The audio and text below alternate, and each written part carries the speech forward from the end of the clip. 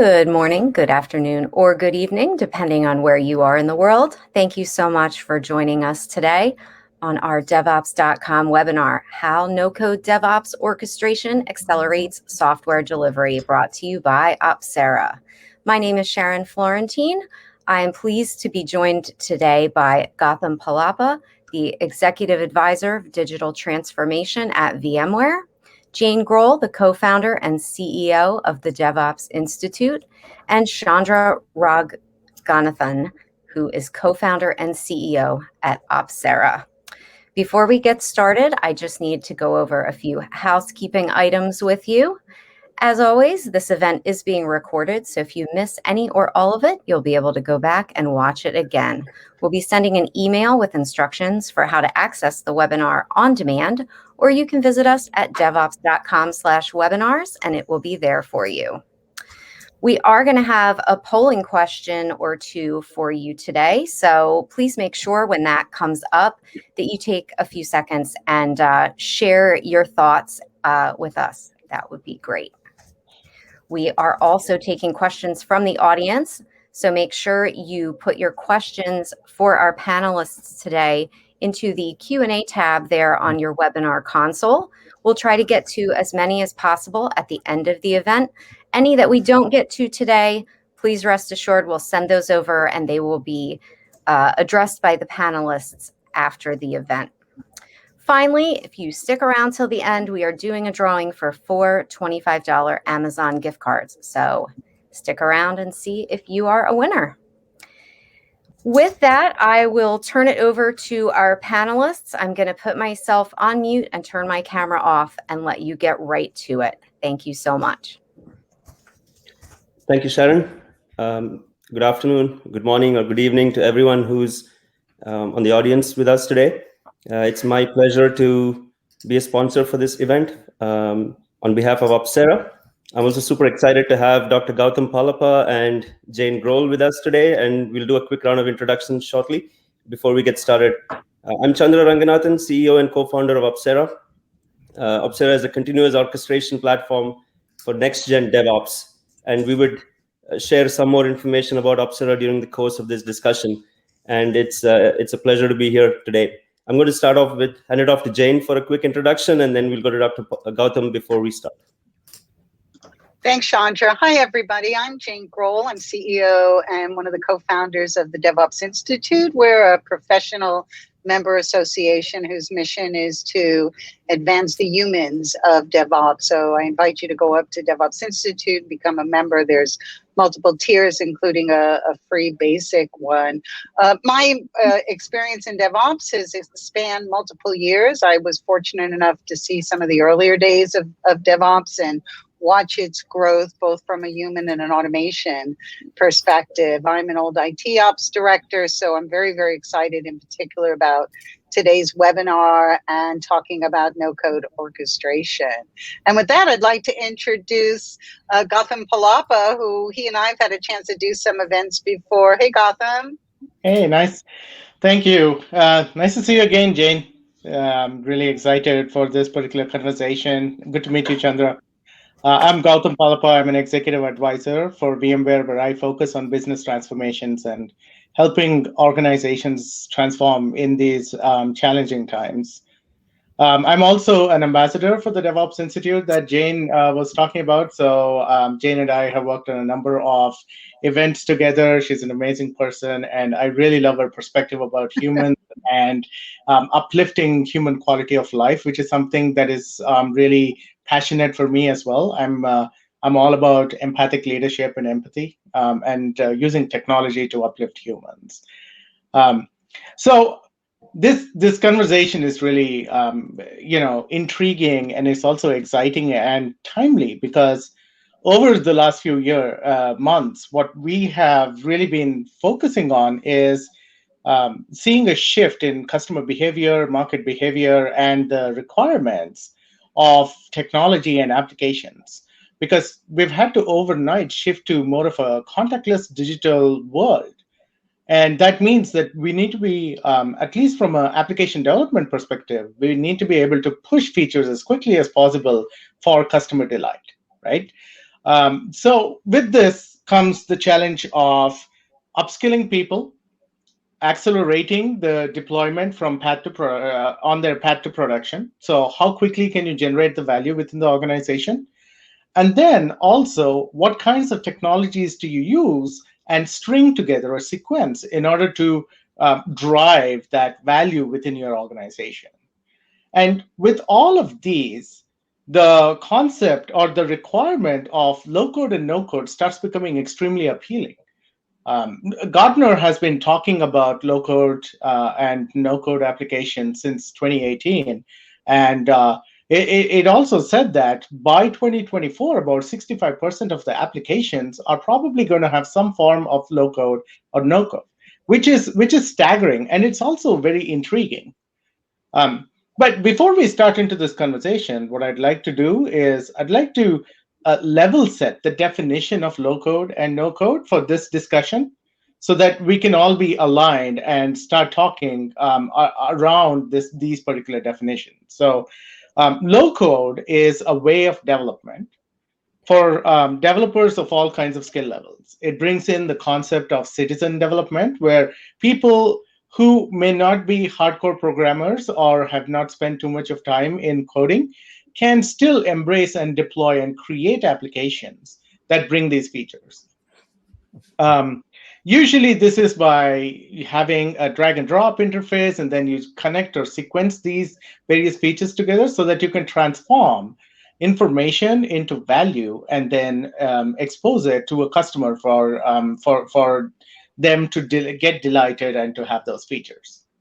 No code takes this abstraction a little further, and what it does is it allows people who don't have any programming skills, so people more on the traditional business side of things, or maybe HR or any of the other non-traditional software development approaches, to also create value or to create features. And this is really powerful because when we all within the software community had to switch and start releasing features quickly in order to accommodate for this shifting dynamic situation that we've been facing over the last few months, it really became beneficial for having this. But there are a lot of challenges along with it as well, because all of a sudden you have a plethora of applications, you have challenges of tools, you have challenges of stringing them together, you have so many complexities, and it brings its own challenges. And so for that, Chandra, I'd like to get your insight on this and see what you've been observing in the field, and also your thoughts around this unique shift of humanity that we're observing. Thank you, Gautam. Yeah, as you mentioned, there's a lot of digital transformation efforts, and COVID has accelerated digital transformation, remote work. So more and more companies and enterprises are switching or embracing cloud more so than ever before, going to multi-cloud. What that also brings is a switch from legacy workloads to cloud native, where there is adoption of technologies like microservices, containers, infra as code, serverless, which causes, in a way, the innovation itself causes the use of more and more tools to deliver software. The way you think about delivering software itself has changed in order to keep up with that innovation, right? So there is continuous delivery now and on-demand releases versus planned scheduled releases from the past. And that's resulted in the use of a lot of tools across the development life cycle. So there are different stages in the development life cycle, all the way from developers writing code repositories, builds, creating artifacts, checking for security, quality checks, and deployment. And in between, you have to link it all to collaboration systems and ticketing systems, etc. The process of connecting all of them is very, very complex, right? And it's taking a lot of time away from the core product itself. And that is where orchestration in general of DevOps and no-code orchestration, which we can talk about more, becomes so important, right? And at each of these stages, there are a lot of best-of-breed solutions in the market today, right? Or tools, best-of-breed point solutions. And there is a need for using a lot of them, but how do you make them all work? How do you make them work in a way it doesn't take away from the core value proposition of releasing product faster. And that is what we are seeing, and that's where the opportunity lies. The challenge is there in that space, and the opportunity also lies there. And would be happy to deeper dive into that, into these aspects. Awesome. Thank you. And I would agree with you. I mean, we've had such an explosion of all these tools.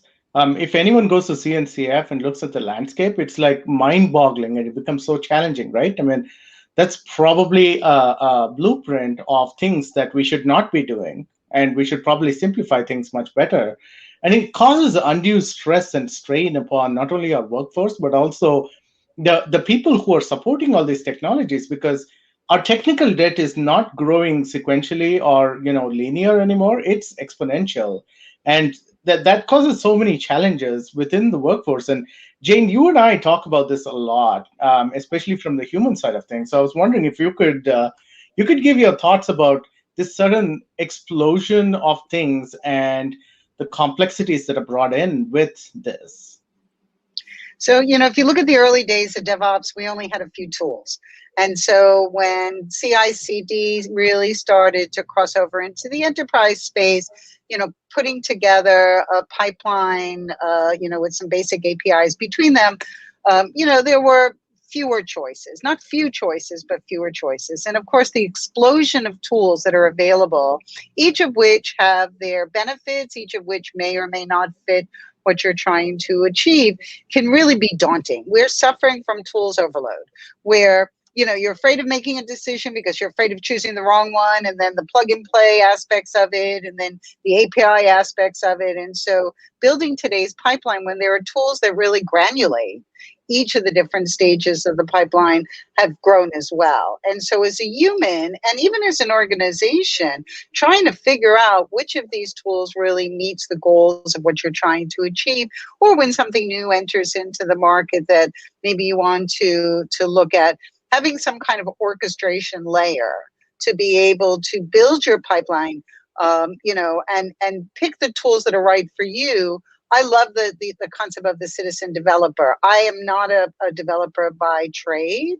I was in ops, and again, we were more the recipients. I love the concept of the citizen developer because it's empowerment, right? It's empowerment to you as a professional. It's empowerment to the organization to be able to spread that type of knowledge and experience. Maybe not to HR in the business yet. I mean, there's always a little bit of challenge in having too many developers, right? Reminds me of the old Access databases. But on the other hand, it allows for better collaboration and better visualization. And I think from a human and from a organizational point of view, we're reaching that crossroad, right? And certainly the last 18 months have shown us that. Awesome. And I couldn't agree more. I mean, the way the tools have started proliferating, we have many tools or multiple tools that are trying to solve the same problem with just a slightly different spin on it. And making that decision becomes hard, especially for someone who is a CTO or within the enterprise architecture wing right now, to who are setting those standards for the entire organization that are transforming. It is really challenging to pick those tools, because it's not just picking the tools, but we've lost that luxury of running long POCs, doing bake-offs, trying to compare one tool against the other, or trying something and seeing if it works and then discarding it, because customers need things now. There is a need for things to move as quickly as possible to production and to consumption. And with newer technologies, and as we embrace and go into more of a cloud native approach, especially with things like Kubernetes and containers coming in, you have newer complexities that are brought into this, right? I mean, Kubernetes, as we all know, is the new hotness. Everyone thinks it's the solution for everything, and it could help solve a number of problems. But what a lot of people don't realize is Kubernetes by itself is just container orchestration in the management plane. You have this entire scaffolding of tools that need to be integrated with it in order to create something of value. And that's where I feel having the ability to abstract the complexity and allow people to focus on what they need to, what I call as high value activity, and allow the systems and technologies to handle the mundane tasks and the systemic tasks is probably the way to go. And this is why I'm so excited about orchestration, about low code and no code, and the possibilities that it brings. And Chandra, I'd like to take you have your take on that as well, because you play a lot in this space, and you work with release pipelines and vertical slicing and technologies and all these various things. So I'd really like your take on that. Yeah, absolutely, Gautam. I think before we deeper dive into orchestration, I believe we have a poll that Sharon wants to run for us. Should I, Sharon, if you can hear us? Yep, I sure can. Thank you. Give me 1 second and push that poll out for you. Okay, audience, if you would not mind taking a second or two and recording your response here for us. Who owns the DevOps tool chains and pipelines for your team? Is it our software engineers do it along with application development? We have dedicated DevOps engineers on our team. We have a centralized DevOps team in our organization, or other. And if you do select other, please go ahead and let us know in the chat what that other means to you. That would be great. And we'll just give it another couple seconds here because it looks like folks are still recording their answers. All right. So let's close. I'm going to close that poll out. Thank you so much to the audience for that awesome participation. And then it looks like 42% say our software engineers do it along with our application development. Another 42% have dedicated DevOps engineers on their team. 8% have a centralized DevOps team in their organization, and 8% other. And it looks like we might have to wait a little bit to get some of those other answers here in the chat, but I'm going to toss it back to you and let you three discuss the results. Thank you, Sharon.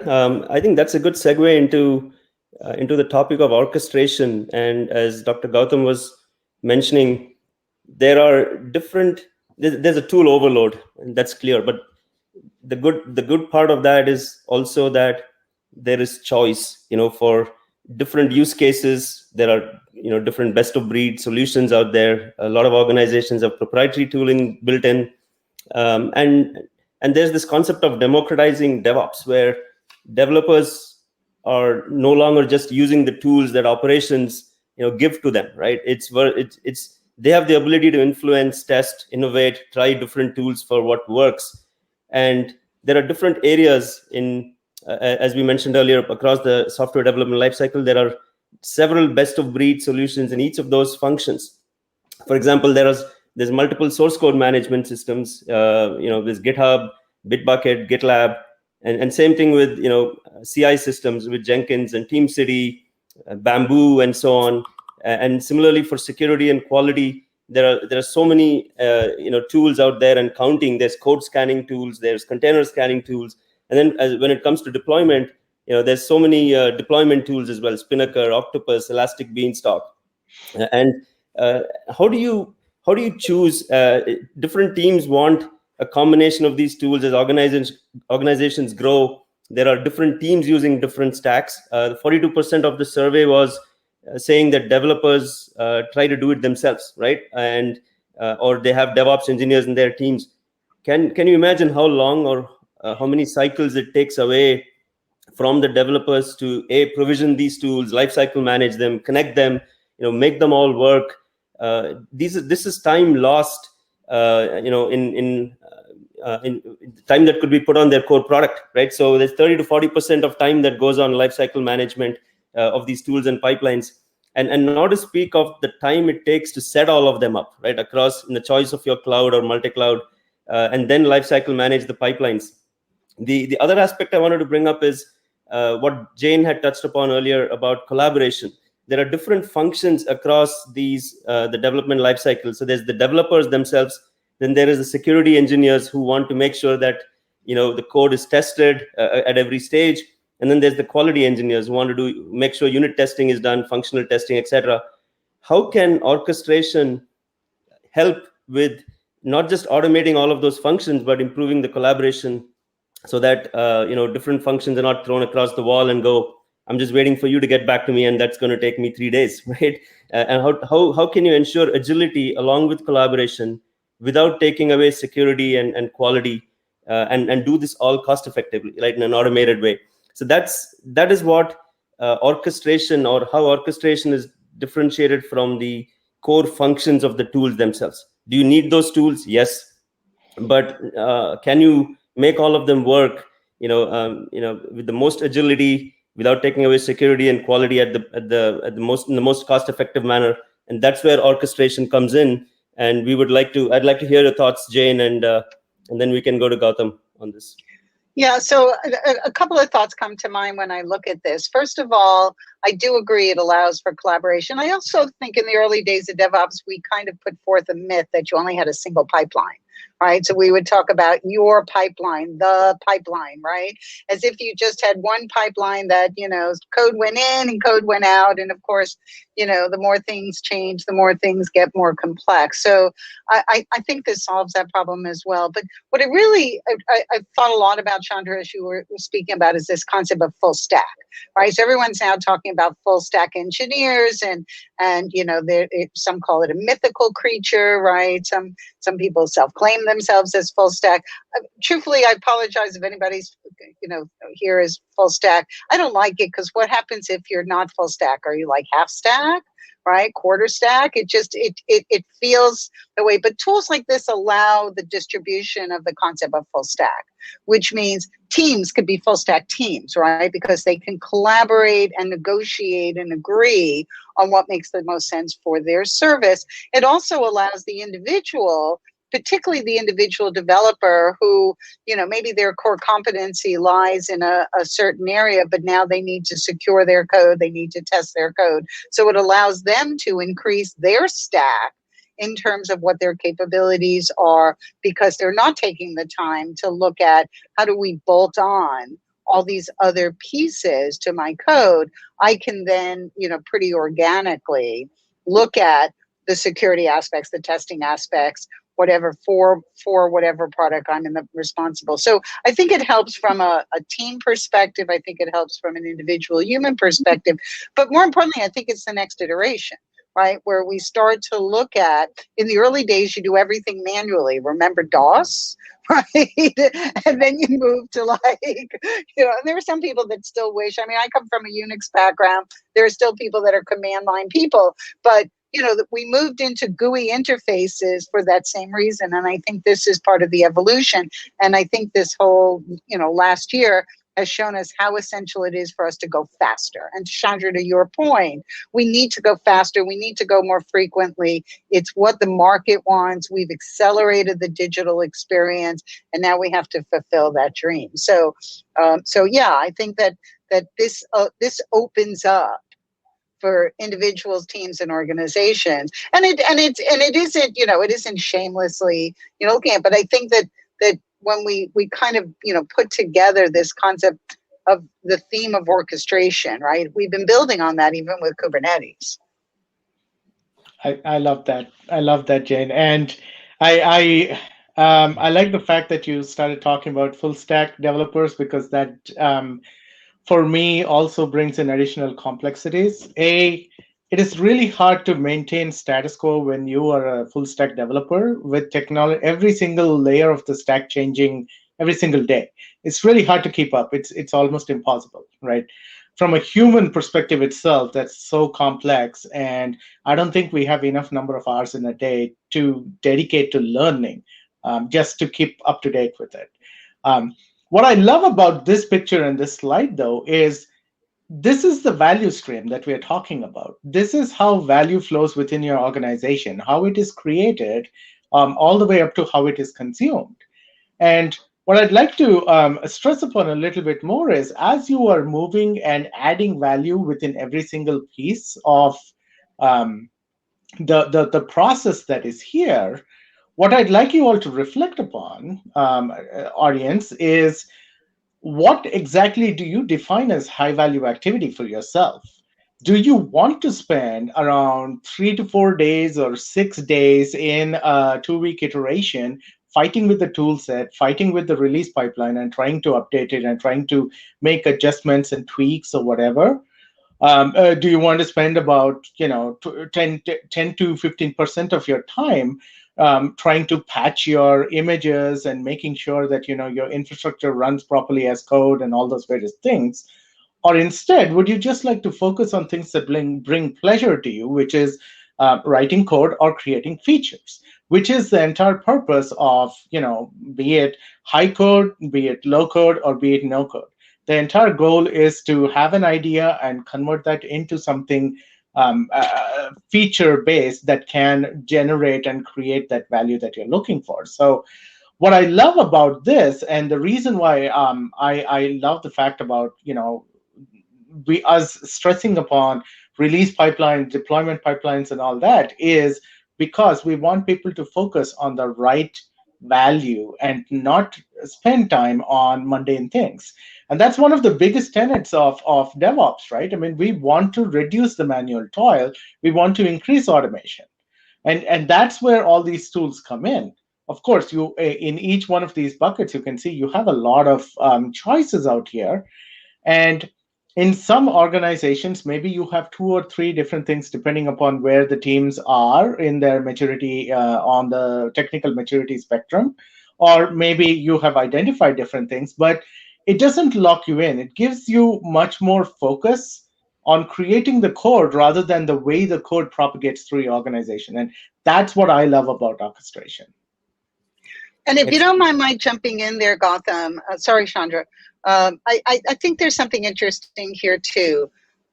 As a developer, as an ops person, you still need to understand what each of these tools do. You still need to do your due diligence, right? There's a lot of thinking that happens here. And that, to me, thinking, learning, exploring is always high value activities. So you still need to know what each of these different products do, which ones might or might not be appropriate for what you're trying to achieve. So the orchestration is kind of like,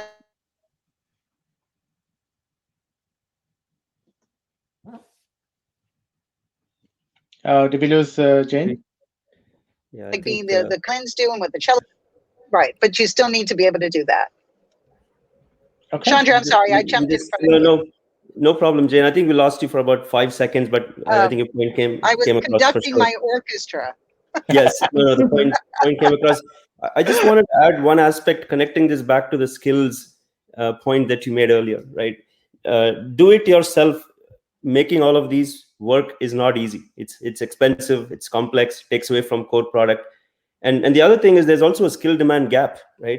It's not very easy to get DevOps engineers or highly skilled engineers who can make all of this work. And if there's 90% of those engineers go to 10% of enterprises worldwide. So what do the other enterprises do? How do they, where do they put their money in, on their core product or in creating large teams for making this work?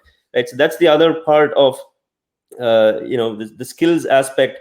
But to your point, Jane, I think developers would still need to know various tools and the tools they like.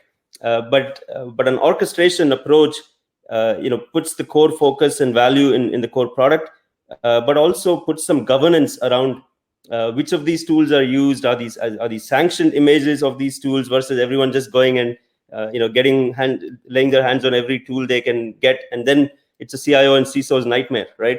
So how do you get some governance and structure around these tools along with choice? And that is also a significant part of orchestration. So before we go deeper dive into the next topic of no-code orchestration and the value propositions, I believe there's another poll for us, and we'll get to that poll question and then and have that final section of the deeper dive into no-code orchestration with the value. Sharon, are you with us? I sure am. Thank you, Chandra.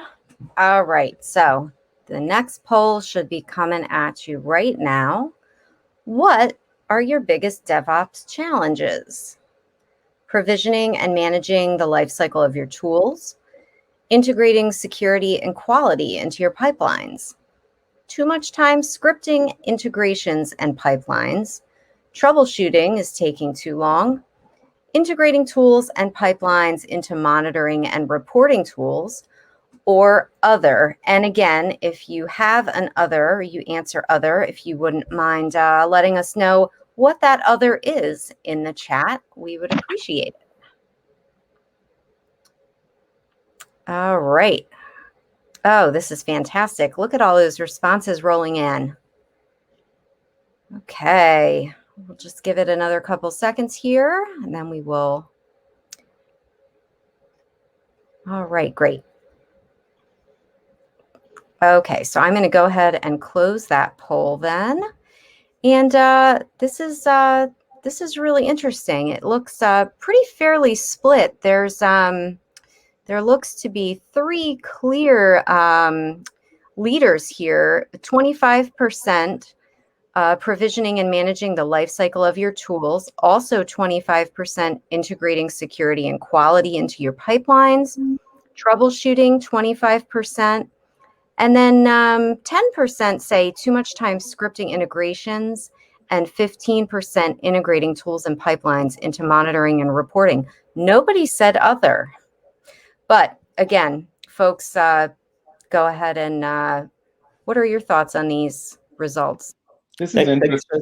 Thank you, Sharon. This is very interesting. And Gautam, I'll hand it off to you here. And this is a good segue to also talk about some of the core concepts of Opsera while we are deeper diving into no-code orchestration here. Please take it away, Gautam. Yeah. So I'm looking at the polls, and I'm not surprised. It's unfortunate that I'm saying this, but I'm not really surprised, because managing the lifecycle of so many tools is always, and provisioning them is always a challenge, right? I mean, like with everyone going through agile software delivery, you have a dot release coming probably every month or so now. Every quarter, you might have a major release, which means if you're not running as a container, or you're not running it as a standalone application catalog like Bitnami or something, then you probably have to recreate the whole thing from scratch and install it. So that you will spend a lot of time managing those, and it is hard. Integrating security and quality, that's always been a trouble, and it's been a challenge for all of us, because until recently, security was never considered as a first-class citizen. It was always an afterthought. It's like you write all your code, you get it tested, and then afterwards you toss it over to InfoSec, and you give them like 1 week and say, hey, let's get it approved as quickly as possible, right, before it goes into production.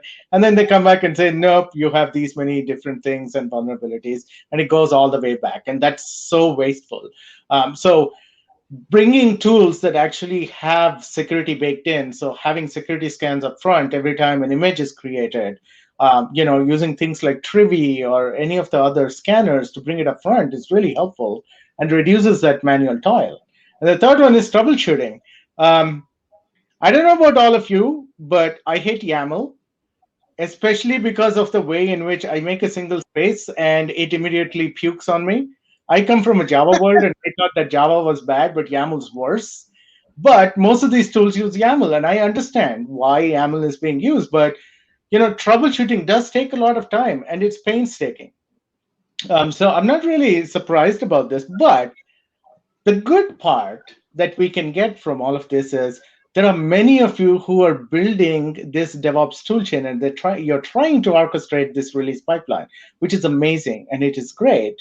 And I think what we probably need to pivot around and talk a little bit more is, how do we abstract this complexity, make it a little more easier, and reduce the challenges, reduce that manual toil or pain that we're going through, and how we can how no-code DevOps orchestration can actually accelerate your delivery of value. And for that, Jane, I'd like to start with you, because this is more of an organizational problem rather than just a tool orchestration or stringing them together.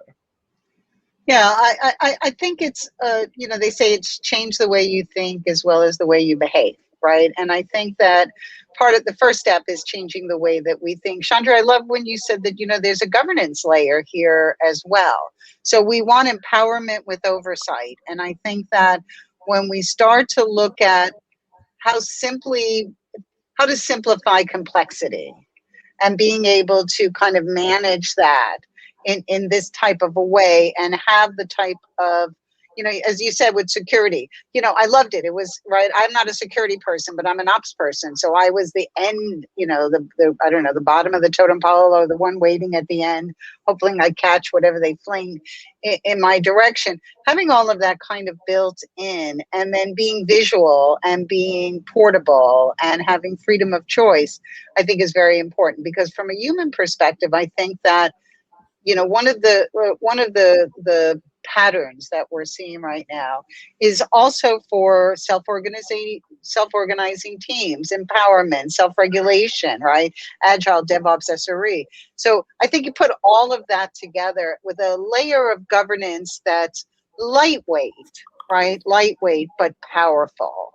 I think is a really good step to the future, but it is as much about changing the way you think as the way you use a tool or you orchestrate or you collaborate. I'm hoping one of the positive outcomes of the past year as we enter into this new decade is we start people thinking that.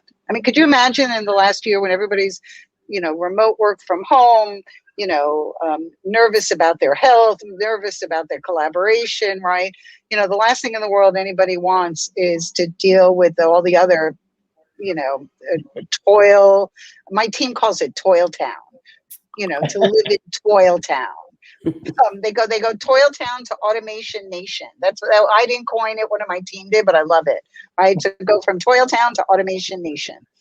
That's awesome. I agree with you, Jane. I mean, the importance of not only having a SASE solution for the remote workforce, so that people within the organization don't have to ever worry about what's happening and where code is being created, but also bringing that secure software supply chain into the organization and having a mindset around the secure software supply chain really shifts the conversation and the dynamic.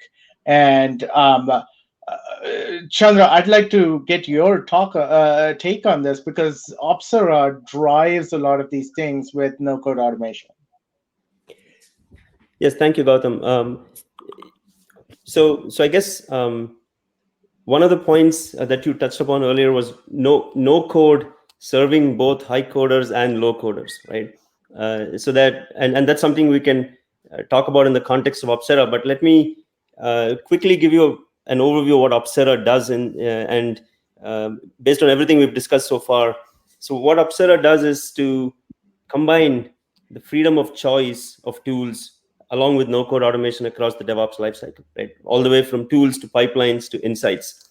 So it's in a way democratizing DevOps without taking away a choice and control, but instilling the automation across the ecosystem along with governance. So we have a self-service catalog that provides most of the CI/CD tools or prominent tools in the market, or you can bring your own tools into the catalog as well through a concept of registry and provision them in a choice of your cloud, right? It could be completely SaaS or in the customer cloud as well.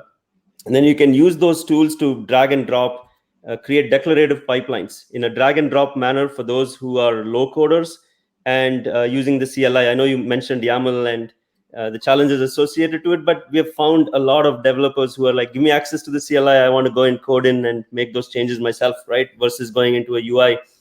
We have the ability to do both CLI-based declarative pipelines and YAML and UI-based pipelines, but also create pipelines for different use cases. So today, if you look at organizations, there's IT DevOps and there's core product DevOps, right?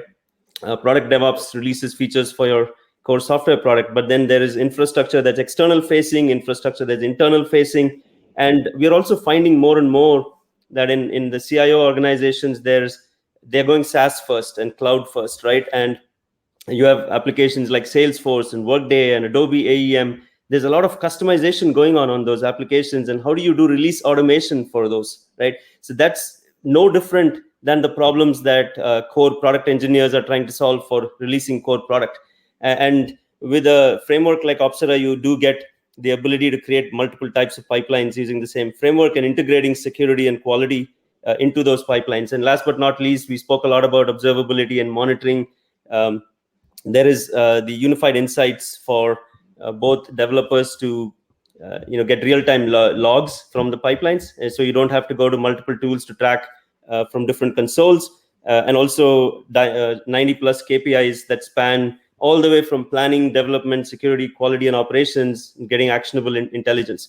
So just to wrap this back into our discussion, the ability to orchestrate tools, pipelines, and insights for a variety of use cases without taking away choice, but by giving choice with governance and automation, right? And that's the concept of our what we call continuous orchestration with Opsera. So hopefully that also resonated with all the points you both made, but would love to hear more from you.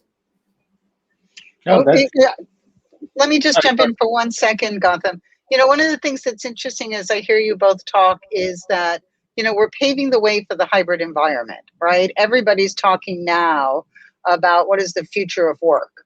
And, for a traditional organization, they're trying to figure out, do we move into a hybrid environment? Do we stay remote, work from home? All of this.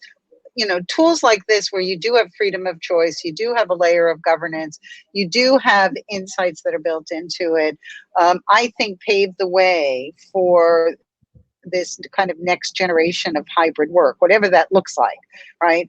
I don't know what it looks like. I don't think anybody here knows what it looks like, but it's enabling, right? It's an enablement capability that regardless of whichever way an organization wants to go, the ability to be flexible and adaptable to changing business requirements opens up the opportunity for hybrid or remote or whatever the future work actually looks like. That's great. Thank you, Jay.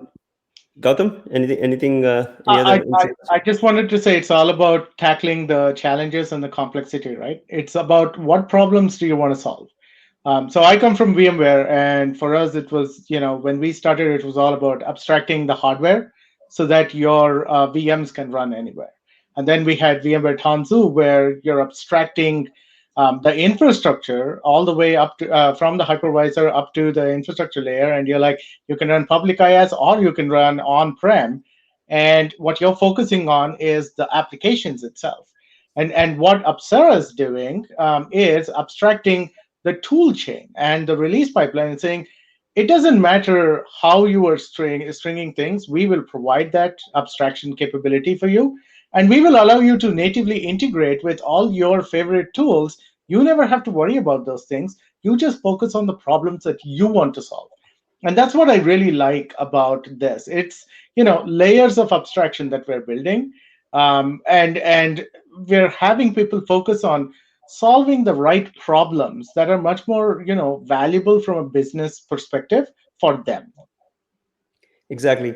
Since you brought up VMware, I also wanted to take this opportunity to quickly share how Opsera was inspired. And I want to shout out to Kumar Chivukula, who's my co-founder. I'm sure he's somewhere in the audience listening to us.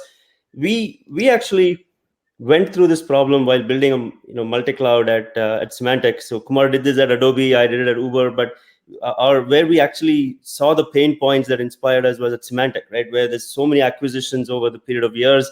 Everyone has, there's 50 plus platforms and 24 plus data centers, and everyone uses their own tool. So when there was an initiative that said, go consolidate everything into one cloud. Now, what do you do about DevOps? All the tools that are there, how do you automate them across one cloud plus some public clouds?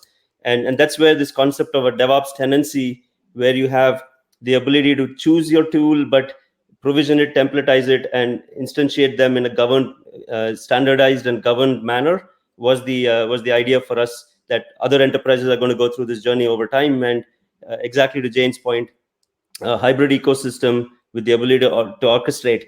And the value propositions here are for agility, without taking away the security and the collaborative aspects that can be there along with the agility as well of releases.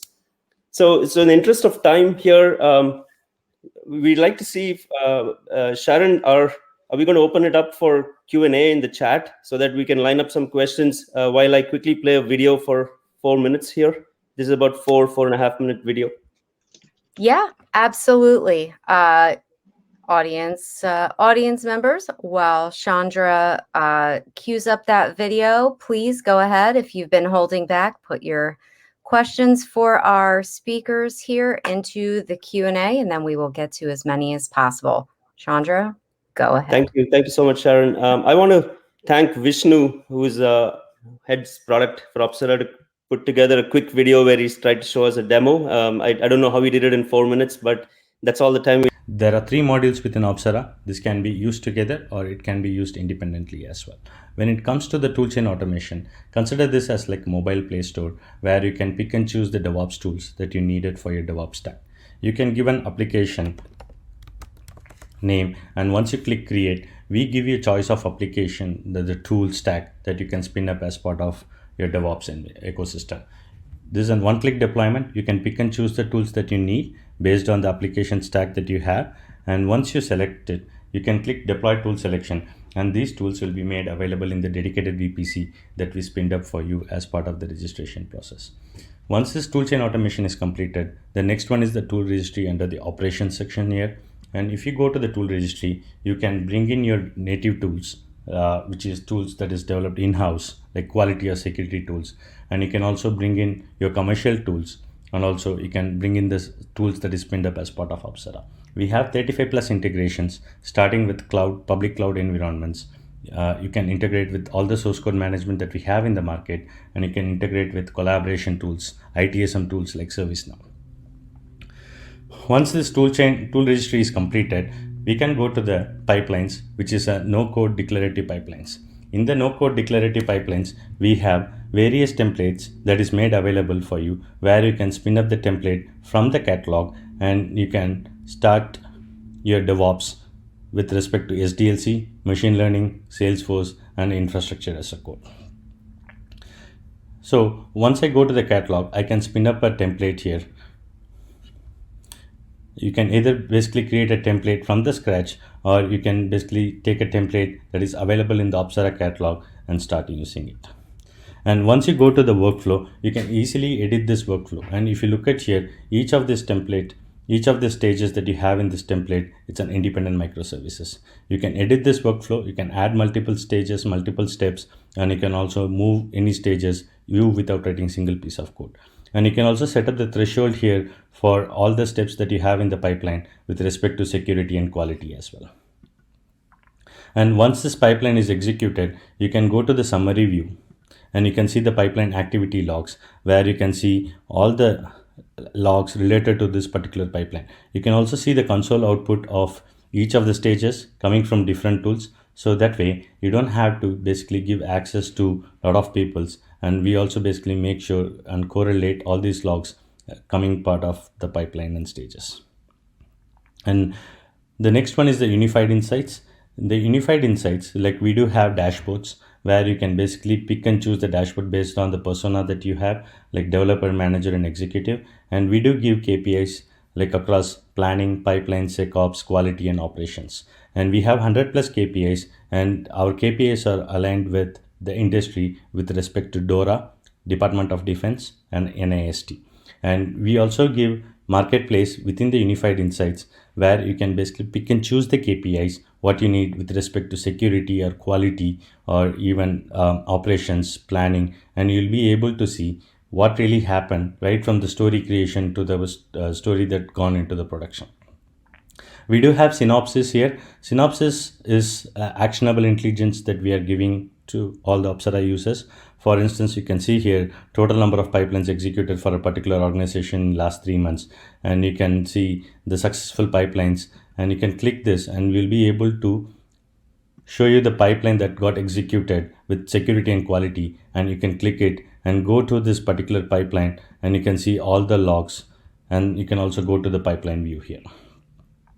And we also have something called build blueprint.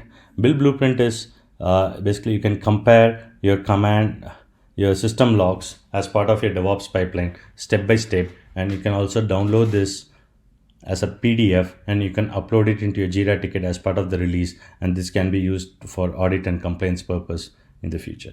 And if you have any questions about Opsera, or if you want to try a free trial or a POV, please reach out to us by visiting our website opsera.io, or send us an email at support@opsera.io with the subject line Try Opsera. Thank you and see you soon. Thank you, Vishnu. So that takes us to the Q&A section. I see some questions already in the Q&A link, and we can, Sharon, would you want to distribute that, or should I just pick and have one of us answer? Well, let's see. Why don't we start with this one, and we'll just toss this one right to you, Chandra. How does Opsera differ from, say, VMware vRealize? Actually, I think that's the ideal question for Gautam. I mean, you should take that, and I can chime in as needed. Yeah, sounds good. I wasn't going to set up a head-to-head, but I mean, no. But given Gautam's had a hand in vRealize, right, or even instrumentalizing it, I think it's a great question for him. Yeah, no, it's a really good question, and it again goes to the way in which we talk about abstraction, right? So VMware vRealize is really powerful in helping abstract things and moving workloads, be it VMs or be it containers pretty soon, and moving them at the infrastructure as code layer and abstracting that way. What I believe, and this is where VMware Tanzu comes in and helps with application modernization and deployment, is Opsera and VMware Tanzu operate more in the application deployment space and in the release pipeline space. And so you're looking at GitOps, so you're looking at a secure software supply chain rather than just moving workloads from an infrastructure layer. And Chandra, feel free to add in. Absolutely. So if you look at creating different pipelines for different types of applications, right? Whether it's a core Java-based pipeline for core product release, or just a pipeline that provisions your infrastructure, or a pipeline that does release automation for any SaaS applications. All of these pipelines need you to use a variety of tools, right? And how do you choose those tools, integrate those tools, make the pipeline work without writing code and get insights? Infrastructure is a part of that, right? Part of that layer, or it's one type of that pipeline. So when you need something that gives you the choice of tools, choice of pipelines, and the insights across all of them, that's what a true DevOps orchestrator is, that works with all of these point solutions. And that's the main difference from my perspective. I'd like to add a little bit more to that. It's so from a development perspective, or from a implementer's perspective, an operator's perspective, it is at what level are you trying to bring in the automation, and what are you trying to abstract? So if you are at a state where you have infrastructure as code and you have images already patched and they're ready to go and all that, your only focus is going to be on the secure software supply chain, and so it's at the top layer. Whereas with other technologies like vRealize, there are organizations that need to spin up VMs or spin up workloads that are at the infrastructure layer because they've not gotten to the additional, they've not solved for the additional complexity of infrastructure as code. And so that's kind of the difference. It's where you currently are on your journey, the right tool will make a lot of difference. Yes, and if you have a tool that provisions infrastructure, let's say it could be VMware or Terraform or anything else, and you want to call those tools through a pipeline that orchestrates above those tools, and that's where a tool or solution like Opsera comes in as well. So it allows you to use infrastructure provisioning tools, functions through a variety of those tools that offer that feature. There's a question that I think is ideal for Jane. What are the top DevOps skills in demand, and how can companies help their teams upskill? It's a great question. Thank you. So every year, DevOps Institute runs a community research project known as the Upskilling Report. And so we reach into the community, pretty deep survey, and ask which skills are must-have, nice to have, and not as important. And you can see shifts, right, year over year. The 2021 report just published a couple of weeks ago, so I have fresh data for you, which is awesome. And not surprisingly, the top 3 skill sets are people, process, technology, right? Human skills, process skills, automation skills, technical skills. And every year they kind of flip around a little bit, but they stay in the top 3. This year, automation skills came in the top spot. Now, again, not a huge surprise, right? Given the fact that last year we needed to automate more than ever before, given some of the challenges of the pandemic. But closely following are your human skills, your ability to be a good collaborator, your empathy skills, your systems thinking skills, the things that only humans, at least today, can do. Came in number 2. And then in order to have intelligent automation, you have to have intelligent process. So you need to look at flow. So like we're talking about orchestrating pipelines, you need to also look at flow, right? You need to look at where are the constraints in your pipelines, what skills are you missing on the human side? Everything we're talking about today does not avoid the need for humans to upskill. Right? As I said before, you have to learn the tools. You need to understand what each of these different stages and products do. You need to understand about orchestration, which is a really high level of abstraction. And so humans need to be accountable for their own skills journey. The disappointing part of the data from the upskilling report, now 3 years in a row, is the number of organizations that have formal upskilling programs. It's not as many as you think. Right? There are some high-profile ones like Amazon. There are some high-profile ones like FedEx. Only about 32% of the respondents, we had over 2,100 respondents from around the world, said that their organization had a formal upskilling program. So again, if you come away from today, automation is essential. You need to increase your understanding of different kinds of automation tools, not just or not just containers, or not just security, or not just quality controls. You need to have a broad base of experience in that, but you also need to be accountable for your own upskilling and ask for support from your organization. So they may not be formal programs, but organizations are investing a lot in terms of trying to upskill their teams. In fact, they'd rather hire from within than go outside. So you have great opportunity ahead of you, and I think this helps that. You too can be a full stack, right? No code developer, citizen developer. I love that. Thank you, Jane. I think we may have time for one more question before we close. Sharon, do you think so? We do. We've got about a minute or so left before I need to do my wrap up. So let's take. We could take the last question. Can you elaborate a bit more on how DevOps orchestration helps with governance and compliance? I can take a stab at that, and we'll answer all the other questions and send it to you so we can give it to the attendees as well. I think the governance and compliance around DevOps orchestration is in multiple aspects, right? One is it allows you to use the tools you want, but in a sanctioned manner or governed manner. So that's where it's not the wild, wild west, but it's the approved and security approved images that are used for orchestration. The other is the ability to track blueprints of all the pipelines that ran at any point, and to be able to use that for auditing and compliance requirements. It can be uploaded to Jira and things like that for ticketing systems. And then the last but not least is tracking all of these metrics, tracking security metrics proactively before deployments happen.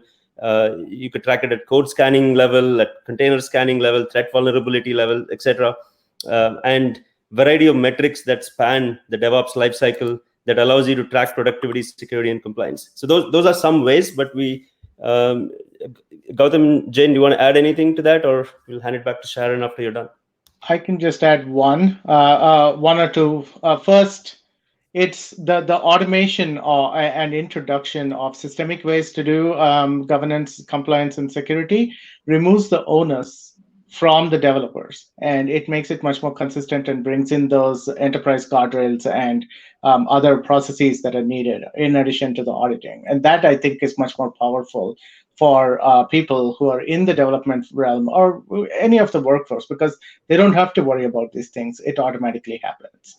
Jane, I'll let you. No, I'm going to defer to Sharon, because Sharon, I think you have a couple of things to give away, don't you? Yes.